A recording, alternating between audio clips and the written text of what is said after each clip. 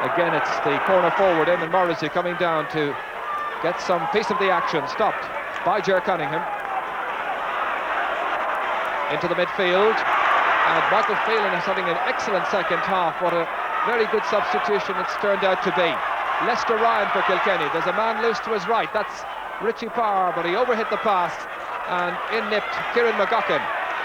Helped by his centre-half back partner, Jim Cashman. Down towards Anthony O'Sullivan. Stabbed away, however, by Pat O'Dwyer into his own half-forward line to Lester Ryan. Well, on a dry day, Lester Ryan would have delivered that pass outside very quickly to Richie Power. But there's the slower, more measured, and more laboured build-up, I think it has to be said as well, as Michael Phelan takes it into the Cork territory, denied by Joe Fitzgerald, the Cork goal scorer in the first half, now playing at right half-forward. In towards Tomás Mulcahy, stopped by Bill Hennessy of Kilkenny, and the ball is grounded, and the referee is racing in there, and I'm sure he's going to throw the ball in between Bill Hennessy and Tomás Mulcahy. Well, it really is a shame when the referee has to nip in because of the total stalemate situation which the game has developed. And let's give full praise to the two teams involved for providing as much entertainment as they possibly can. And that's a glue-pot pitch. Lester Ryan up towards Liam Fennelly. Fennelly still to score in this match. John Considine, Cork's number 2, getting it out but only to the waiting Lester Ryan for Kilkenny. Considine, appreciating the danger signals, went in to challenge, and the referee says you held him by the shoulder. And so John Considine moves back into defence, and DJ Carey comes across to take the Kilkenny free. Sides level. Has had 3 points so far to his credit, and he's re-established Kilkenny's lead yet again. So Kilkenny by a point and 12 minutes remaining. Well, Cork with the breeze have scored 5 points in the second half. Kilkenny, playing against the breeze, have scored 4. Meanwhile, across on the far side, it's John Power wrestling over there with Tony O'Sullivan. Mick Clear trying to go back and help his beleaguered defence. Snapping it forward. That's Anthony O'Sullivan of Cork. Pat Buckley, but only as far as the waiting and powerfully built Michael Phelan. It comes back to Sean McCarthy. First time hurling, drives it downfield. Pat O'Dwyer trying to shore up the centre half back position, and Kilkenny, you get the feeling, are beginning to get on top here. Richie Power, that's well stopped by Dennis Walsh, the cornerback of Cork. Out it comes into the middle, and Mick Phelan here has done really well in the second half. That overhead pass confidently played back to Sean Fennelly, and he swung around, and the referee says that you overheld, and it's going to be a free for Kilkenny, or free for Cork rather. Remember, it's Cork 1-7 rather, 10 points, 11 points for Kilkenny, and Anthony O'Sullivan has tied it up.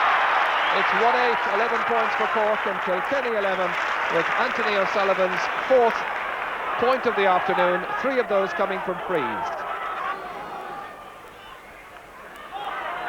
Kevin Fennelly's puck out, reaches the 65-metre line. Reaching up for it there was Ger Fitzgerald, but it's a very good run. And a fine shot. That's a great point. 5 points now for Anthony O'Sullivan. And Cork 1-9, Kilkenny 11 points. Cork with a 1-point advantage. But that really looked a fine run forward that time as he evaded his man in the best possible fashion and struck it confidently over the bar. Sean Fennelly with Ger Fitzgerald slotting it forward. It's stopped, however, by Paul Phelan. Paul Phelan making his league debut for Kilkenny this afternoon. Jabbed forward. Stopped by Kieran McGuckin. That's Pat O'Dwyer out into the centre towards Sean Fennelly. And Ger Fitzgerald, who has been running his heart out, looking very fit indeed. That's across towards Tony O'Sullivan, about 50 metres out. O'Sullivan trying to push forward Cork into a 2-point lead. and Tony O'Sullivan has got his second point. So Cork now leading by a goal and 10 points to Kilkenny's 11 points.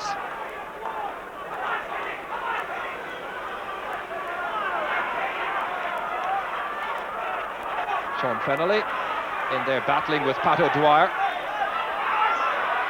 And just when it seemed that Kilkenny were getting on top as Sean McCarthy fouls McPhelan, Cork have come back with invaluable points of their own.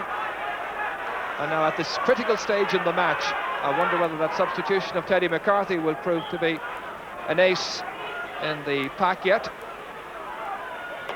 McClear dropping it into the square towards Liam Fennelly. Cork regrouping, however. This is Lester Ryan picking it up, trying to go through, looking for support. Closed down by Jim Cashman, and closed down well. And it really is so hard for anybody to get a clean swing of the stick on the ball as it buried down on the ground. Finally it comes out. Michael Phelan trying to go round John Considine, playing it inside. A little dart forward by DJ Carey, and a good stop by the goalkeeper, Jer Cunningham.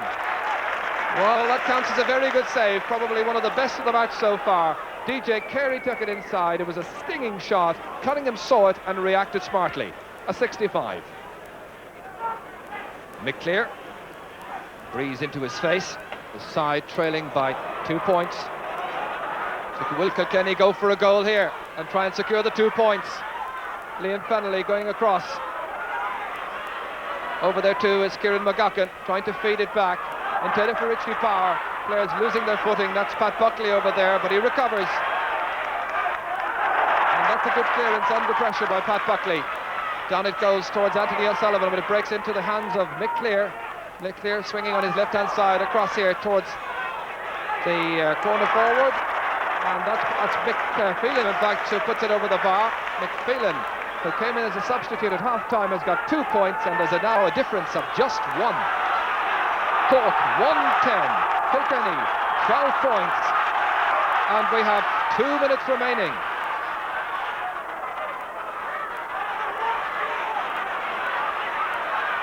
So everything to play for, and indeed anything can happen yet. This is Richie Power. Going forward is John MacDonald. MacDonald, the corner forward, is now operating on the half-forward line, tripped as he was going through by Sean O'Gorman. And that's going to be a free from about 22 metres out. Sean O'Gorman tripped his opponent, John MacDonald, and that DJ Carey, his side, trailing by a point. 15 seconds to go to the end of the 60. And the sides are level. It's 1-10 for Cork, 13 points for Kilkenny. And that's DJ Carey's 5th point this afternoon. So from this puck out, inside the last minute, can one or other of these sides take the initiative and go for a win? Michael Phelan for Kilkenny thinks that he might be able to do so against Teddy McCarthy. Phelan across towards DJ Carey. Carey trying to round Sean McCarthy, one of the youngsters on this Kilkenny side. And he's tapping it ahead into space, beating Kieran McGuckin, who gets enough chance to go back and try to contain his opponent. Kilkenny then looking for a clean shot at goal to snatch the 2 points. It's picked up by DJ Carey again, into open space to Richie Power. Power latching onto it, but it's wide. It's wide. Richie Power, for once, just had the chance. The ball came his way. Instinctively he hit it, but it was always going to the left and wide. So we're in to injury time on my reckoning. Terence Murray's looking at the watch, and it's really now at the discretion of the Limerick official as he calls for the ball, and the match ends level. Well, in the second half, the players came more and more to grips with the conditions that prevailed. The only goal of the game came after 13 minutes, scored by Ger Fitzgerald for Cork, but DJ Carey held his nerve in the closing minutes, scoring 5 points in all, and it ends at very muddy Porky-Queeve. Kilkenny 13 points, Cork 1-10, and the two sides now at the top of the table with 9 points. On today's match, there was a time in that second half, and I thought you were going to win it.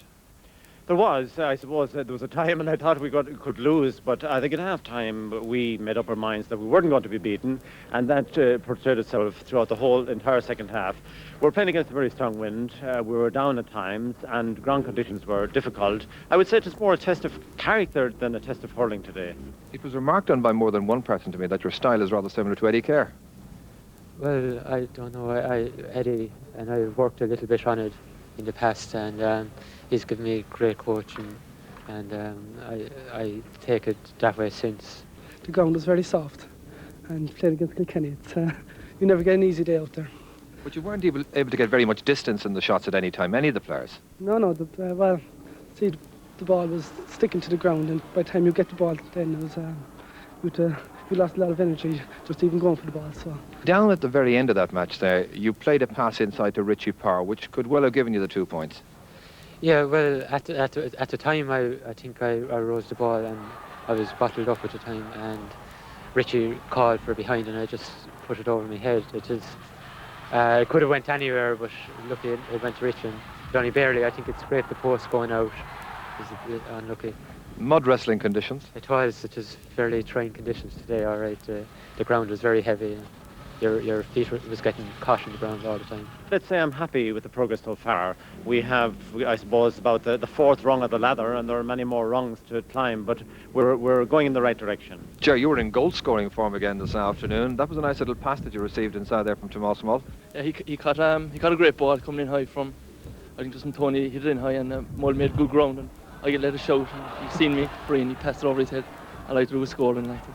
It was just as well because it kept you in touch in the first half, playing against the wind.